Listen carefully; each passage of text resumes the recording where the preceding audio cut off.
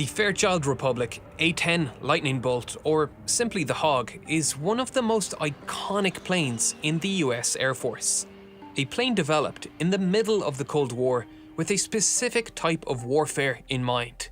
If the Cold War turned hot, one area was destined to become a battleground.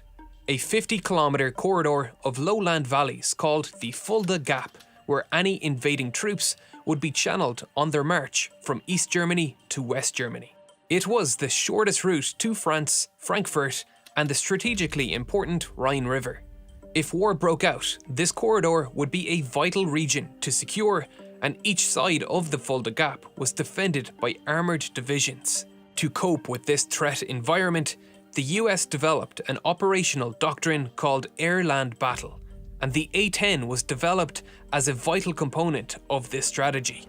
A low-flying tank killer, which would work closely with the troops on the ground to break up enemy formations at the front, while high-flying bombers harassed the supply lines at the rear. The A-10 was a plane designed specifically for the role of close air support. Close air support is exactly that, close.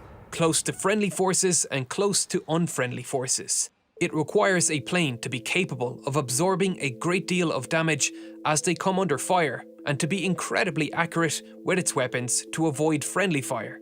A plane with this role needs some unique qualities. It needs to be available at a moment's notice. In an ever-evolving battlefield, troops could need support without warning, and because of this, the plane needs to be nearby and ready to go. This means working from forward bases that may not necessarily have all the infrastructure and equipment that other planes need to operate.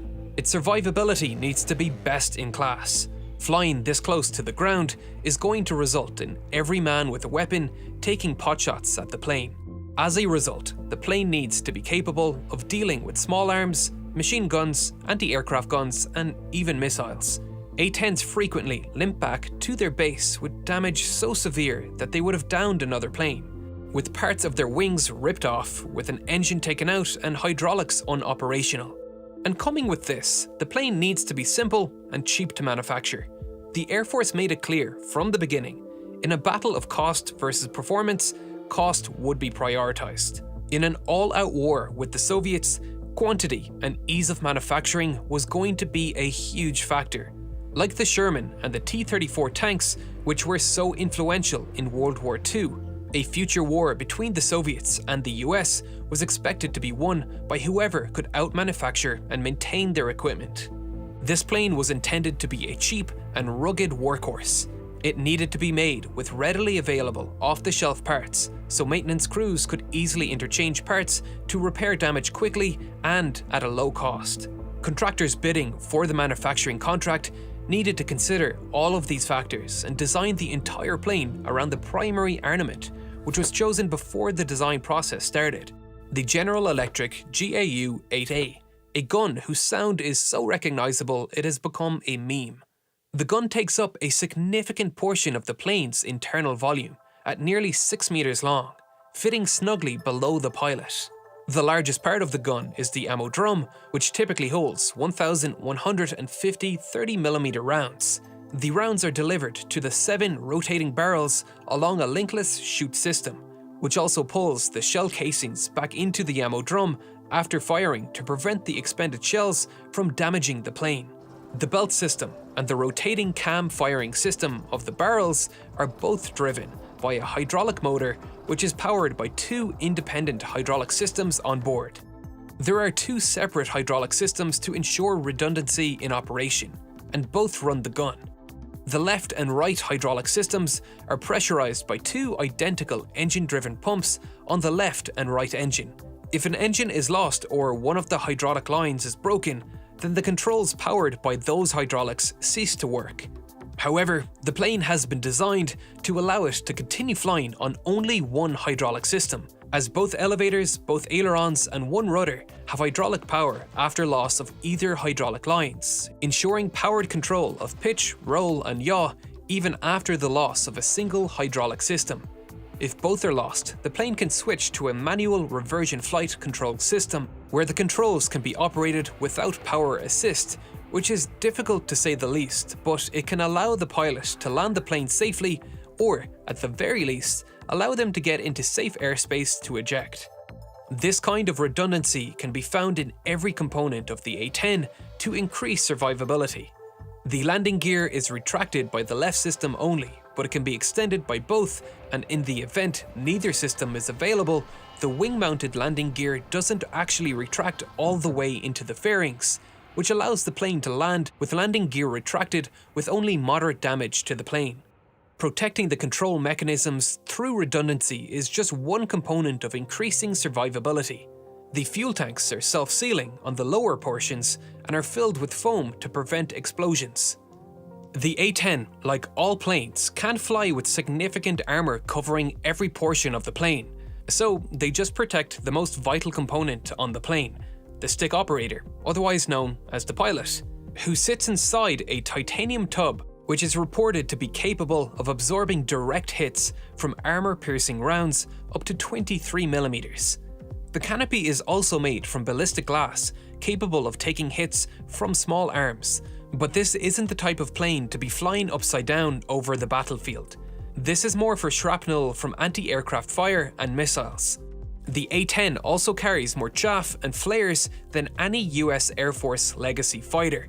Chaff is radar-reflective material which confuses radar-controlled missiles, while flares confuse heat-seeking missiles. With 4 dispensers located in the landing gear pods and another 4 on the outer wingtips, for a total of 16 across both wings, which can be triggered automatically by radar and laser detection systems on the nose and wingtips of the plane, or simply fired manually by the pilot. One of the most striking features of the A-10 is its strange engine placement and tail configuration, and this too was a design feature to thwart enemies with heat-seeking missiles. The engines and tail were arranged like this to mask the infrared signature of the hot exhaust of the plane, which could be used to lock onto the plane by IR missiles on the ground. The tail would look more at home on a World War II bomber, which were designed to be stable. Stability was an important part of the A-10's design. The large vertical stabilizers help keep the plane on target as it fires its insanely powerful gun. The gun is mounted directly on the center line of the plane to minimize the effect of the recoil pushing the plane off target. The recoil force at 44.5 kilonewtons is so powerful that it effectively halves the plane's forward thrust, as each of the A-10's General Electric T-34 engines produces just 41 kilonewtons of thrust. But the plane fires in such short bursts, typically 1 to 2 seconds, that the pilot doesn't need to worry about stalling. The high engines mounted behind the wings also reduce the amount of dirt and dust that can enter the engines from forward operating base runways, which can be just dirt runways. A lot of design choices were made to allow the plane to operate from remote airfields like this. Smaller military planes like this don't typically have auxiliary power units, which are small secondary engines that large planes like airliners have. You can see the exhaust of these little hidden engines in the tails of airliners. These engines allow the plane to start its main engines without external help and help run functions like electricity generation and hydraulic fluid pumps. But it's unnecessary weight for most small aircraft, and they usually use some other way to get the engine spinning. Sometimes this results in the plane relying on ground equipment, which the A-10 cannot depend on, and so an APU was installed between the 2 podded engines. You can see the exhaust of the APU just underneath the nacelles here. Some of the most interesting design challenges arose from the sheer power of the aircraft's gun. The gun spits out so much burnt and unburnt propellant that they actually lost an early model in 1978 after exhaust gas from the gun ignited and starved the engines of oxygen. To deal with this, some design changes were made. First, a small gas scoop was placed underneath the barrels to suck in some of that exhaust. The chemical mixture of the round propellant was changed to increase the flash suppressant levels. This in turn caused secondary problems, as the new chemical mixture caused residue to build up on the cockpit windows and a canopy washer was needed, which simply sprayed the washing fluid onto the canopy and the slipstream did the rest of the work. Circuitry was also added to force the engine ignition system to continually fire while the gun trigger was being pulled, so that in the event a flameout occurred, the engine could rekindle its flame immediately. The GAU-8 Avenger is a monstrous machine designed to wreak havoc on those Soviet tanks attempting to push through Allied lines. To do this, they need heavy armor-piercing rounds. The rounds are truly massive at 30mm, and sprinkled throughout these rounds are rounds made of aluminium with a depleted uranium core. Uranium is insanely dense at 19.1 grams per centimeter cubed. Lead, in comparison, is 11.3 grams per centimeter cubed, and iron is 7.9. This density gives the round more kinetic energy for armor piercing. The depleted uranium also ablates material in a way that self-sharpens the projectile, while tungsten, which is slightly denser than uranium, tends to mushroom out and dulls itself upon impact.